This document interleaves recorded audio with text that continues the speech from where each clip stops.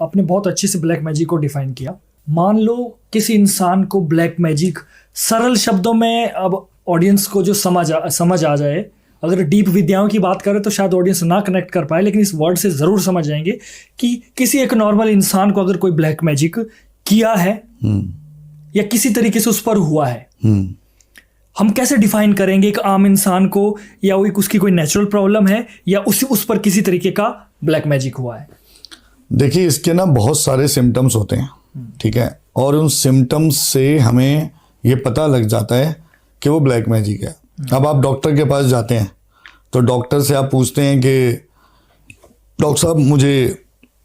जुकाम हुआ है, जी जी जी, या मुझे ये सिम्टम्स हो रहे हैं, मुझे खांसी आ रही है, मुझे नोज रनिंग हो रही है, या मुझे ये चीज़ हो रही है, तो डॉक्टर कहता है आपको फ्लू हो गया या आपको फलाना बीमारी हो गई। जी जी, सिम्टोमेटिक नेचर से उसने जज किया। इसी तरह ब्लैक मैजिक अगर किसी पर किया गया है या कोई भी क्रिया ब्लैक मैजिक की किसी व्यक्ति के जीवन पर की गई है तो उसके बहुत सारे सिम्टम्स हैं। अगर आप मेडिकली बिल्कुल फिट हैं, उसके बावजूद भी आपकी बॉडी फिजिकल या मेंटल रूप से कुछ ऐसी परेशानी महसूस कर रही है जो आपको एक कंफर्ट से डिस्कंफर्ट की तरफ ले जा रही है, तो ये एक सिम्टम है।